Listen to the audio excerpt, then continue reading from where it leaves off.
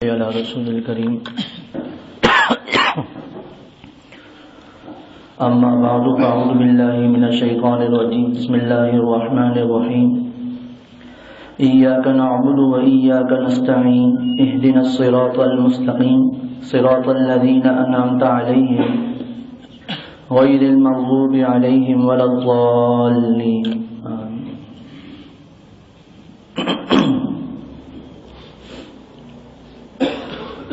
سورہ فاتحہ کی 3 آیتیں اور اعوذ باللہ من الشیطان الرجیم بسم اللہ الرحمن الرحیم.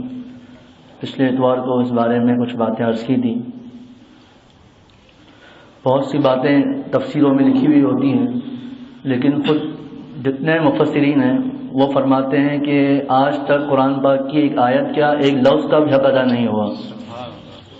انشاءاللہ جیسے اگلے اتوار کو پہلا لفظ آئے گا، اگر اللہ تعالیٰ نے زندگی میں برکت عطا فرمائے، الف لام میم، اس 3 لفظ کا جو مطلب آج تک کوئی بیان نہیں کر سکا ہے. اور ہمارے استاد جب اس کا ترجمہ فرماتے تھے تو فرماتے تھے اللہ اعلم بمرادہ، کہ اللہ تعالیٰ ہی اس کے معنی کو خوب جانتے ہیں. اس میں مختلف اقوال ہیں، وہ انشاءاللہ جب اگلے اتوار کو عرض کروں گا.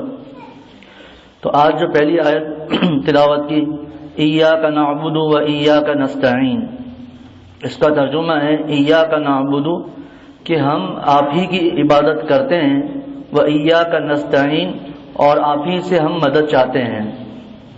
جس طرح حضرت والد صاحب ایک آیت کا ترجمہ کرتے ہیں الا بذکر اللہ تطمئن القلوب، اور فرماتے ہیں حضرت والا فرماتے تھے کہ اس کا ترجمہ کرنا پڑے گا کہ صرف اللہ ہی کی یاد سے دلوں کو چین ملتا ہے. اسی طرح یہاں پر بھی ترجمہ جو یہ ترجمہ نہیں کر سکتے کہ ہم اللہ تعالیٰ کی عبادت کرتے ہیں، بلکہ یہاں پر بھی ترجمہ ہوگا ایاک نعبد، کہ ہم آپ ہی کی عبادت کرتے ہیں، و ایاک نستعین، اور آپ ہی سے ہم مدد چاہتے ہیں. یہ ہی لگانا ضروری ہے یہاں پر.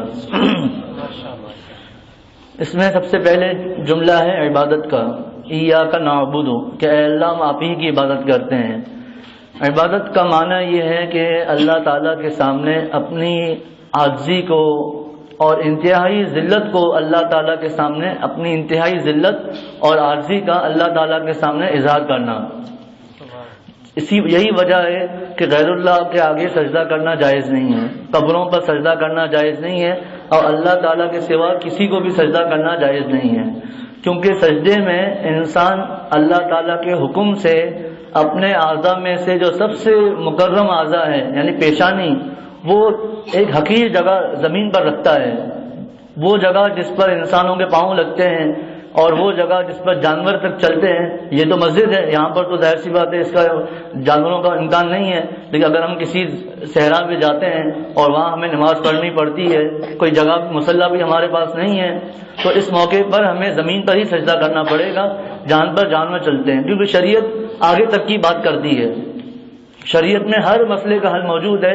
اور یہ نہیں کہا جائے گا یہاں تو انشاءاللہ اللہ تعالیٰ سے آپ دعا فرمائیں کہ ماربل بھی لگ جائیں گے انشاءاللہ، خوبصورت دریا انشاءاللہ لگ جائیں گی، چاندنی انشاءاللہ لگ جائے گی، لیکن حقیقت سجدہ جو ہے وہ تو زمین پر ہی ہے. اس لیے غیر اللہ کے آگے سجدہ کرنا جائز نہیں ہے، صرف اور صرف اللہ تعالیٰ کے آگے سجدہ کرنا جائز ہے. اللہ تعالیٰ کے سوا کسی کے آگے بھی سجدہ کرنا جائز نہیں ہے. ایاک نعبد میں دیکھیں عربی گرامر کے اعتبار سے نعبد پہلے آنا چاہیے، یہ گرامر کا اصول ہے، بس اس میں تشریح میں نہیں جاتا، صرف نعبد پہلے آنا چاہیے. لیکن یہاں پر نعبد کو بعد میں لایا گیا اور ایاک کو پہلے لایا گیا. اس کی ایک وجہ مفسرین نے وہی لکھی ہے جو میں نے ترجمے میں عرض کی، کہ حصر کا معنی پیدا ہو جائے کہ آپ ہی کی ہم عبادت کرتے ہیں، صرف اللہ تعالیٰ کی ہی ہم عبادت کرتے ہیں، اس لیے ایاک کو پہلے لے کر آئے. اگر پہلے نہ لاتے ترجمہ ہوتا آپ کی عبادت کرتے ہیں.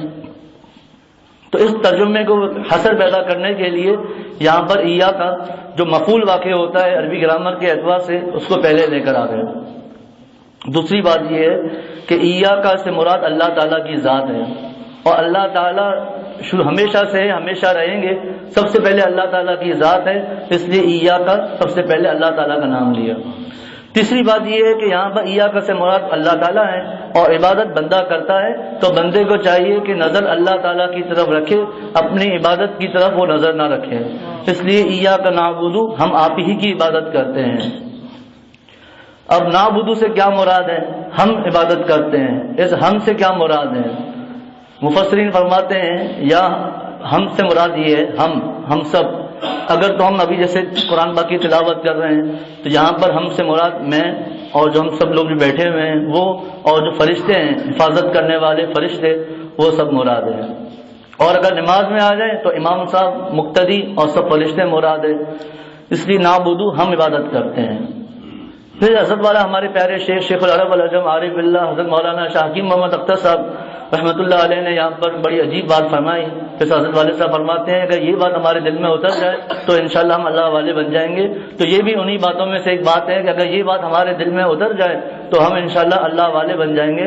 ہمارے پیارے شیخ نے فرمایا کہ نعبدو سے مراد ہے کہ بجمیع اعضائی و باطنی، وہ بھی ظاہری اور بھی باطنی نہیں ہے کہ یہ بات کسی تفسیر میں نہیں لکھی کہ حضرت والا نے فرمایا یہ کہ اللہ تعالیٰ کے لطائف ہے، جس میں اللہ تعالیٰ نے شاید دعویٰ توڑنے کے لیے فرماتے تھے کہ شاید اللہ تعالیٰ نے مجھے ہی خاص کیا ہے، اور جن تفسیروں کا میں نے مطالعہ کیا جس میں بڑی بیان القرآن ہے اور روح المانی تھی، تفسیر مظہری تھی، اور ایک اور تفسیر ہے، کسی میں یہ بات نہیں لکھی ہوئی، تو حضرت والا نے ہی فرمائی یہ بات کہ نعبدو سے مراد ہمارے سب اعضاء مراد ہیں، کہ اللہ کہ ہماری جو آنکھ ہے، ہمارے جو کان ہے، ہمارے ناک، ہماری زبان، ہمارے پاؤں، سب آپ کی عبادت کرتے ہیں، حتیٰ کہ ہمارا دل بھی آپ ہی کی عبادت کرتا ہے۔ حضرت والا نے فرمایا کہ اس سے معلوم ہوا، فرمایا کہ جب ہم اگر نظر کی حفاظت نہیں کرتے، زبان کی حفاظت نہیں کرتے، کان کی حفاظت نہیں کرتے، پاؤں سینما اس طرف جا رہے ہیں، تو تمہارے ان اعضاء نے اللہ تعالیٰ کی عبادت نہیں کی۔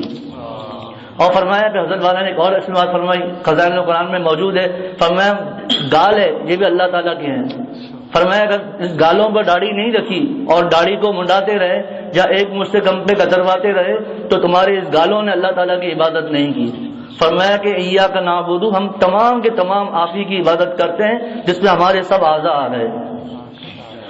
پھر یہ سب نکات ہیں، مفسرین فرماتے ہیں کہ ہمیں شوق دلانے کے لیے کہ اعبدو بھی تو اللہ تعالیٰ فرماتے سکتے تھے کہ میں عبادت کرتا ہوں، تو نعبدو کیوں فرمایا؟ فرمایا ایک وجہ تو یہ ہے کہ اس میں تواضع ہے کہ اللہ عبادت کرنے والا میں اکیلا نہیں ہوں، بلکہ ہم بہت سے لوگ آپ کی عبادت کرتے ہیں، صرف میں اکیلا آپ کی عبادت کرنے والا نہیں ہوں۔ جس طرح حضرت ابراہیم علیہ السلام نے جب اپنے بیٹے حضرت اسماعیل علیہ السلام سے کہا کہ میں آپ کو ذبح کرتا ہوں، تو بیٹے نے کہا ستجدونی انشاءاللہ من الصابرین، ابا آپ مجھے ذبح کر لیجئے، ستجدونی ان قریب آپ مجھے انشاءاللہ پائیں گے صبر کرنے والوں میں سے۔ فرمایا کہ انہوں نے یہ نہیں فرمایا کہ میں صبر کرنے والا ہوں، بلکہ فرمایا صبر کرنے والے بہت ہیں، میں ان میں سے ایک فرد ہوں، میں نے اکیلے نے صبر نہیں کیا، بلکہ صبر کرنے والے بہت ہیں۔ اسی طرح اے اللہ میں اکیلا آپ کی عبادت نہیں کرتا، بلکہ ہم سب مل کر آپ کی عبادت کر رہے ہیں۔ اور دوسری وجہ یہ فرمائی کہ نعبدو ہم آپ کی عبادت کرتے ہیں کہ اے اللہ میری عبادت تو انتہائی ناقص ہے، پتہ نہیں میرا وضو بھی صحیح ہے یا نہیں ہے، پتہ نہیں میری نماز بھی صحیح ہے یا نہیں ہے، تو اے اللہ اتنے آپ کے پیارے لوگ ہم سب مل کر جو نماز پڑھ رہے ہیں، اس میں مختلف قسم کے لوگ ہیں، کسی میں کیا نیکی ہے، کسی میں کیا نیکی ہے، اے اللہ ان سب کی برکت سے میری ناقص عبادت کو بھی آپ قبول فرما لیجیے۔ تو ایاک نعبدو ہم آپ ہی کی عبادت کرتے ہیں، وایاک نستعین اور آپ ہی سے ہم مدد چاہتے ہیں۔ حضرت والا نے فرمایا کہ وایاک نستعین، فرمایا کہ ایاک نعبدو ہم آپ ہی کی عبادت کرتے ہیں، لیکن اے اللہ ہم عبادت کے طرف بڑھنے میں ہو سکتا ہے ہم سے شیطان ہم سے کوتاہی کرا دے، تو ہماری جو عبادت ہے وہ بھی آپ کی استعانت کی محتاج ہے کہ آپ ہمیں حضرت والا کا شعر ہے، آپ چاہیں ہمیں یہ کرم آپ کا، ورنہ ہم اس چاہنے کے تو قابل نہیں ہیں۔ اے اللہ ہمارے اندر طاقت نہیں ہے، آپ ہم سے عبادت کروا لیجئے، ورنہ ہمارے اندر طاقت نہیں ہے کہ ہم آپ کی عبادت کر سکیں۔ ایاک نعبدو و ایاک نستعین، اے اللہ ہم آپ ہی کی عبادت کرتے ہیں اور آپ ہی سے مدد چاہتے ہیں۔ فرمایا کہ معلوم ہوا کہ غیر اللہ سے مدد چاہنا ایک تو اسباب کے درجے میں ہے، جس طرح ہم ڈاکٹر کے پاس جاتے ہیں کہ ڈاکٹر صاحب میں بیمار ہوں مجھے علاج کر لیجئے، وہ دوائی دے دیتے ہیں اور کوئی انجیکشن وغیرہ لگا دیتے ہیں اور کوئی ہمیں حل بتا دیتے ہیں اس کا، تو یہ مراد نہیں ہے۔ غیر اللہ سے مانگنا یہ حرام ہے۔ حضرت مفتی اعظم پاکستان حضرت مفتی شفیع صاحب رحمۃ اللہ علیہ نے فرمایا کہ اس آیت سے معلوم ہوا کہ اللہ والوں سے مانگنا تو جائز نہیں ہے، لیکن ان کا وسیلہ مانگنا جائز ہے کہ اے اللہ فلاں بزرگ کی برکت سے میرا یہ کام بنا دیجئے۔ حضرت والد صاحب نے ابھی چند دن پہلے ہی فرمایا کہ علامہ یوسف بنوری رحمۃ اللہ علیہ اور حضرت شاہ عبد الغنی صاحب پھولپوری رحمۃ اللہ علیہ موجود تھے، تو کسی نے پوچھا کہ وسیلہ مانگنا کہاں سے جائز ہے، تو علامہ یوسف بنوری رحمۃ اللہ علیہ نے وہ مشہور حدیث نقل کی جس میں 3 لوگ غار میں پھنس جاتے ہیں اور وہ کہتے ہیں ہم کیا کریں، تو ان تینوں نے اپنا عمل بتایا اور اس کے ذریعے اللہ تعالیٰ نے ان کو نجات دے دی۔ فرمایا جب عمل کے ذریعے نجات ہو سکتی ہے تو جس نے عمل کیا ہے اس کے وسیلے سے مانگنا کیوں جائز نہیں ہے؟ لیکن ان سے مانگنا حرام ہے، اللہ والوں سے مانگنا حرام ہے کہ میری اولاد مجھے دلوا دیجیے، مجھے رزق دلوا دیجیے۔ تو فرمایا اسباب کے درجے میں مدد چاہنا جائز ہے، لیکن انسان ہی سے مدد مانگنا اسباب کو چھوڑ کر کے میرا کام بنا دو، میرا کام ہو نہیں سکتا، اگر فرمایا یہ جائز نہیں ہے۔ ایاک نعبد و ایاک نستعین۔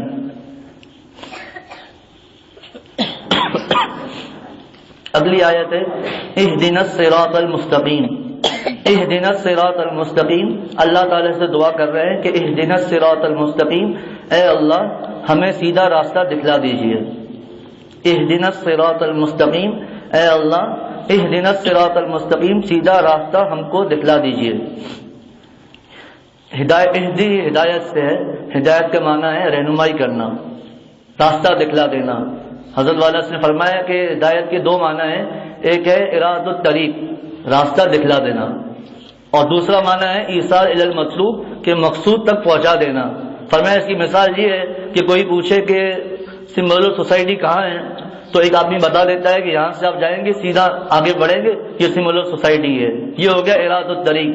اور ایک اپنے ساتھ آپ کو لے کر چلے یا اپنی گاڑی میں موٹر سائیکل میں آپ کو بیٹھا کر لے جائے کہ یہ ہے سمبولر سوسائٹی، یہ ہے ایصال الی المطلوب۔ فرمایا یہاں پر ہدایت سے قرآن پاک میں کئی جگہوں پر ہدایت کا مطلب آیا ہے، تو یہاں پر جو ہدایت ہے جس جگہ آئے گا وہاں انشاءاللہ بتلا دیا جائے گا، لیکن یہاں مراد ہے ایصال الی المطلوب کہ اللہ ہمیں مطلوب تک پہنچا دیجیے، ہمیں سیدھا راستہ دکھلا دیجیے۔ یہ ہو گیا ہدایت۔ ہدایت کے 2 معنی، الصراط المستقیم، سیدھا راستہ ہمیں دکھلا دیجیے۔ فرمایا سیدھے راستے سے مراد حضرت حکیم الامت تھانوی حضرت مولانا حکیم الامت مولانا اشرف علی صاحب تھانوی رحمۃ اللہ علیہ فرماتے ہیں کہ یہاں پر سیدھے راستے سے مراد دین کا راستہ ہے، اللہ تعالیٰ کے دین کا راستہ ہے۔ اور معرف القرآن میں حضرت مفتی شفیع صاحب رحمۃ اللہ علیہ فرماتے ہیں، جو کہ تفسیر روح المعانی میں بھی موجود ہے، فرمایا سیدھے راستے سے مراد وہ راستہ ہے جس میں نہ افراط ہو نہ تفریط ہو بلکہ درمیان کا راستہ ہو۔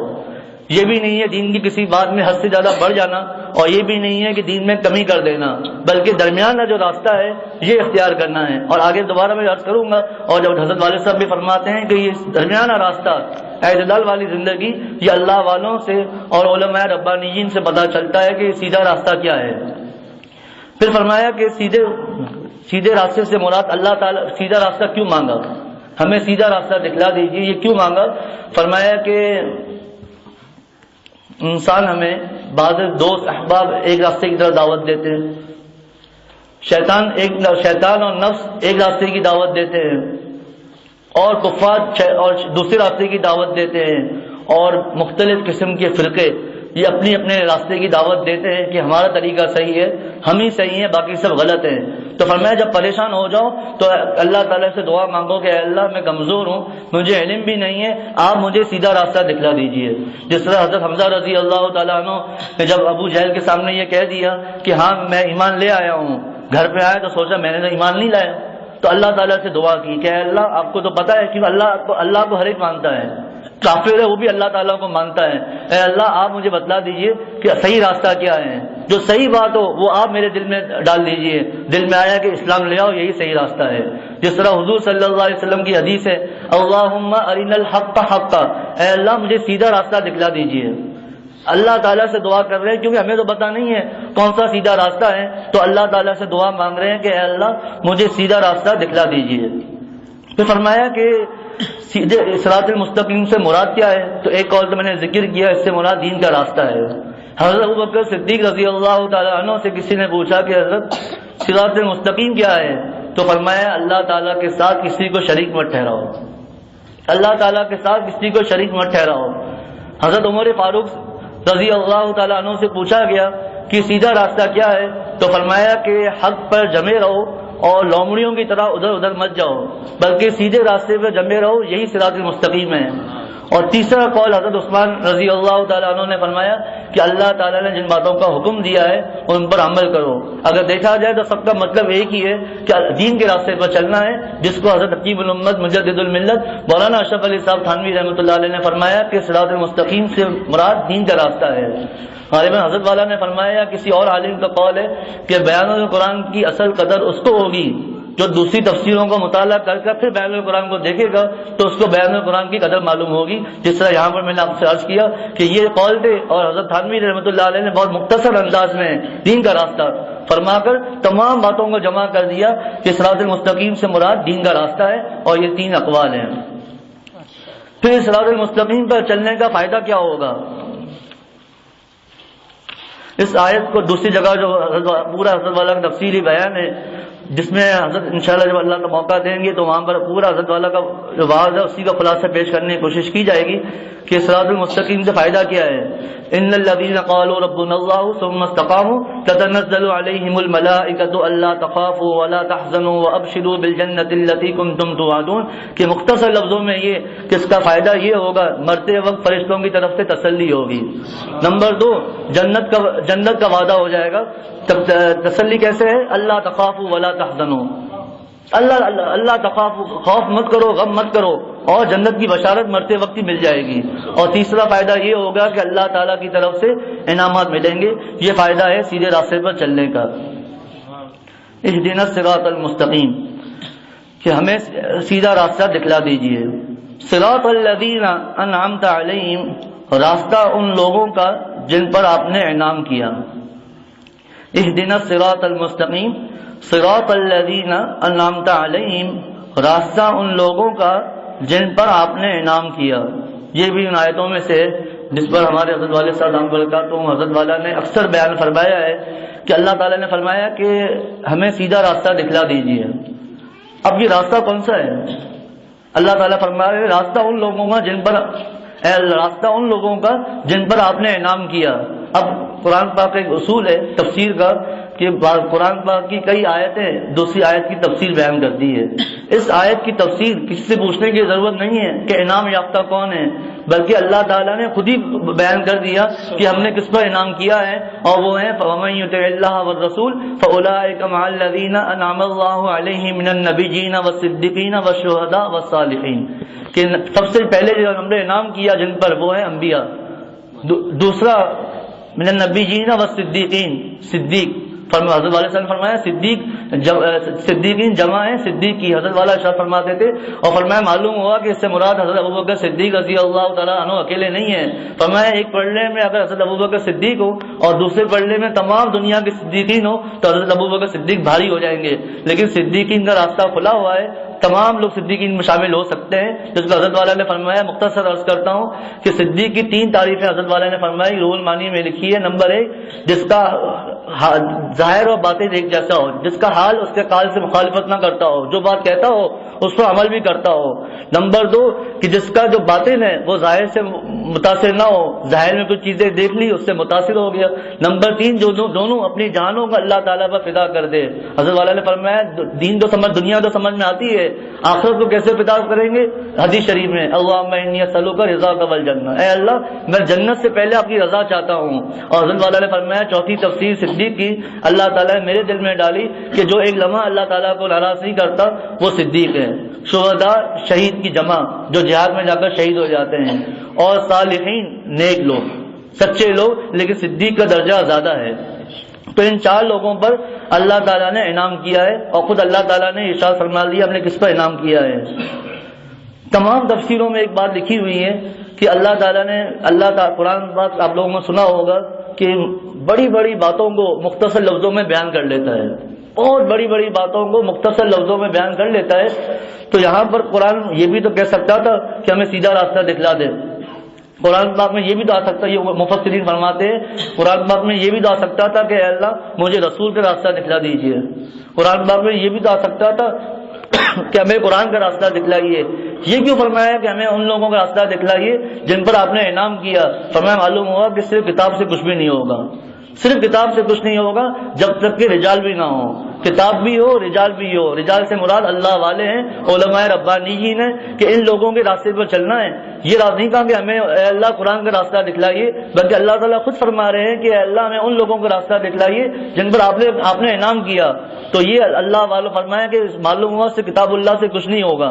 دوسری جگہ اللہ تعالیٰ فرماتے ہیں واتبع سبیل من اناب الی، ان لوگوں کو راستہ دکھلائیے جو آپ کی طرف رجوع ہے. یہ سب آیتیں، ایک آیت دوسری آیت کی تفسیر ہے، تینوں کو خلاصہ دیکھا جائے تو ایک ہی ہے کہ ہمیں سیدھا راستہ دکھلا.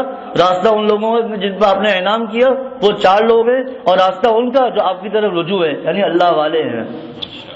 اہدنا الصراط المستقیم صراط الذین انعمت علیہم، جن پر آپ نے انعام کیا. دیکھیے یہاں پر انعام کیا کیا کچھ پتہ نہیں ہے. انعام کو اللہ تعالیٰ نے مطلق چھوڑ دیا، ہر چیز اس میں آ گئی، لیکن اس سے خاص مراد انعام دین کا انعام مراد ہے کہ جس کو دین کی دولت حاصل ہو گئی اس کو اللہ تعالیٰ کا انعام حاصل ہو گیا. صراط الذین انعمت علیہم.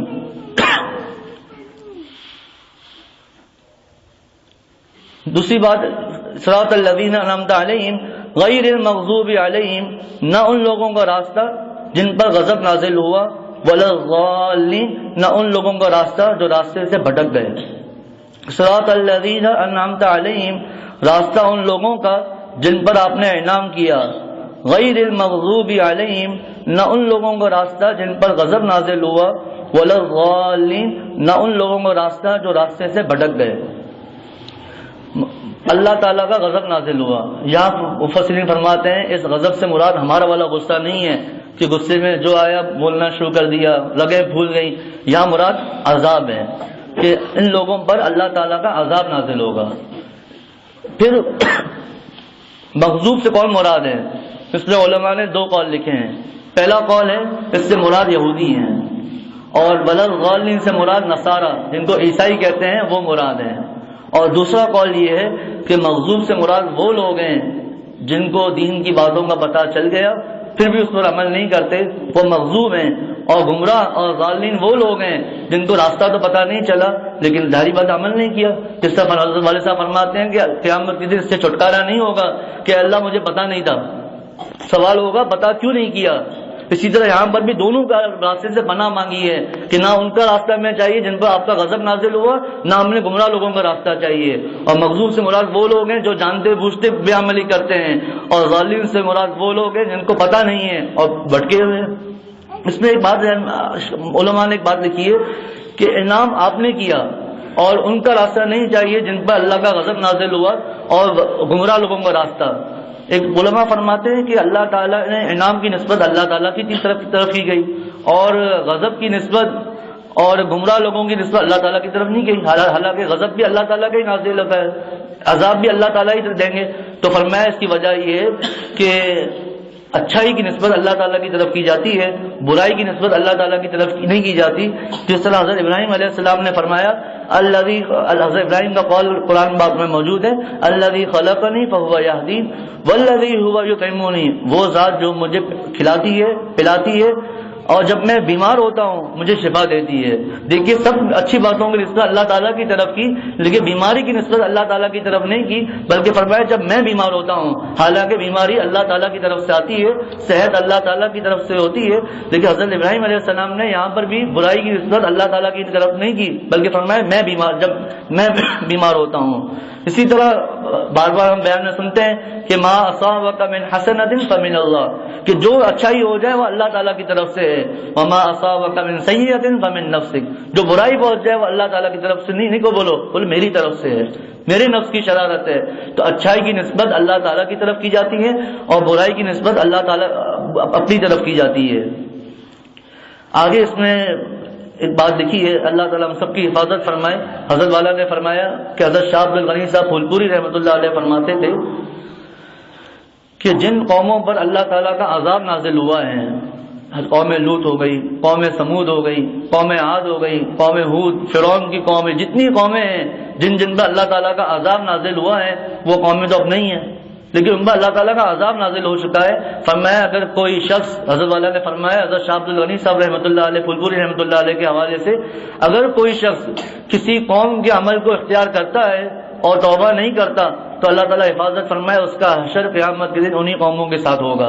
لیکن اگر توبہ نہیں کی تو حضرت والا نے فرمایا جس طرح قوم لوط ہے، کوئی شخص یعنی لڑکوں کے ساتھ برا کام کرتا ہے تو اگرچہ اس کا قوم تو نہیں ہے وہ، لیکن اگر کوئی وہ عمل کرتا ہے تو فرمایا کہ اس کا حشر قیامت کے دن انہی کے ساتھ ہوگا اگر توبہ نہیں کی تو.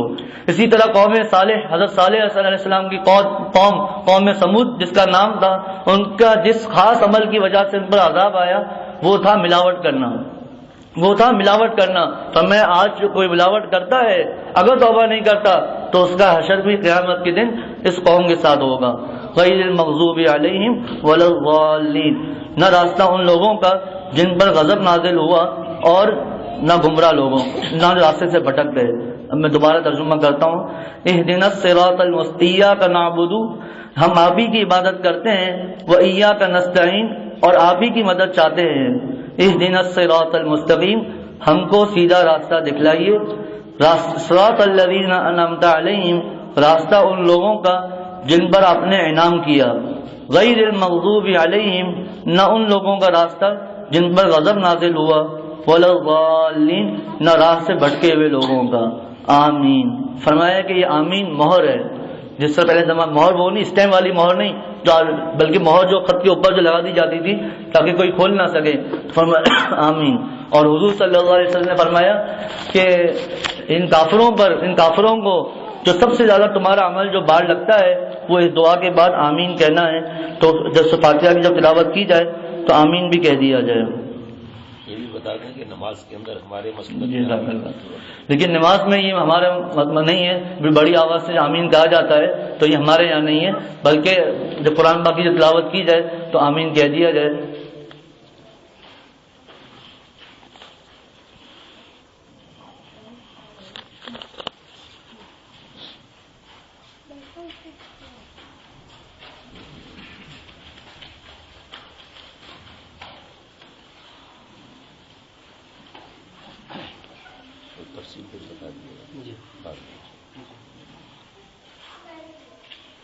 اللہ تعالیٰ عمل کی سب توفیق عطا فرمائے.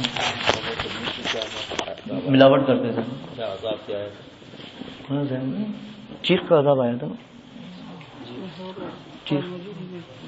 قوم عاد اور قوم سمود دو قومیں ہیں جن پر عذاب نازل ہوا تھا، تو انشاءاللہ لیکن ان میں سے ایک چیخ تو قوم سمود پر ان پر یہ تھا کہ فرشتے نے جو شہر کا جو دروازہ تھا وہاں کھڑے ہو کے ایسی چیخ ماری تھی کہ سب لوگوں میں جو کفار تھے ان کے کلیجے پھٹ گئے تھے اور وہیں پر ان کا انتقال ہو گیا تھا. اور ایک قوم تھی قوم عاد، یہ بھی سیدھے لمبے چوڑے لوگ تھے، ان پر ہوا کا عذاب نازل ہوا تھا اور لمبے تڑنگے تھے جن کے بارے میں اللہ تعالیٰ فرماتے ہم نے ان کو ہلاک کیا تو یہ ایسے پڑے رہ گئے جیسے کھجور کے درخت ہوتے ہیں. اس طرح اللہ تعالیٰ نے ہلاک کی. ایک بار اور ذہن میں آئی کہ وہ عرض کر دیتا ہوں، حضرت مفتی شفیع صاحب رحمۃ اللہ علیہ نے تفسیر میں فرمایا کہ جو قوم ملاوٹ کرتی ہے اللہ تعالیٰ اس کو قحط میں ڈال دیتے ہیں.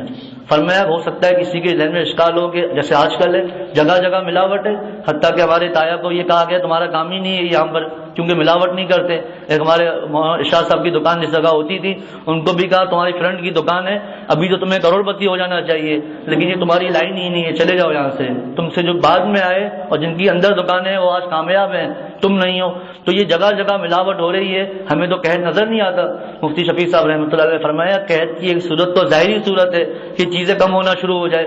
فرمایا ایک قحط کی صورت یہ ہے کہ انسان کی دسترس سے وہ باہر ہونا شروع ہو جائے گی. اور یہ بات تو بالکل ہمارے سامنے ہی ہے کہ دن بدن قیمتیں چیزوں کی بڑھ رہی ہیں، کب تک پریشان ہو رہے ہیں کہ روز بروز ہر کچھ دنوں کے بعد چیزوں کی قیمتیں بڑھ رہی ہیں.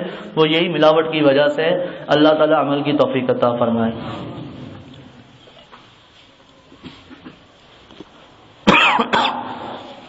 الحمد للہ رب العالمین والعاقبۃ للمتقین والصلاة والسلام علی سیدنا ومولانا محمد وعلی آلہ واصحابہ اجمعین. اے اللہ ہمارے گناہوں کو معاف فرما لیجیے. اے اللہ ہمارے ظاہری باطنی گناہوں کو معاف فرما لیجیے.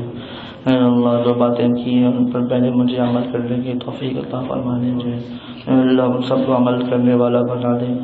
اے اللہ آج سورۃ فاتحہ کی مختصر تفسیر مکمل ہو گئی. اے اللہ اسی برکت سے اے اللہ ہمارے سب کام بنا دے، جو پریشانیاں ہیں ان کو دور فرما لے.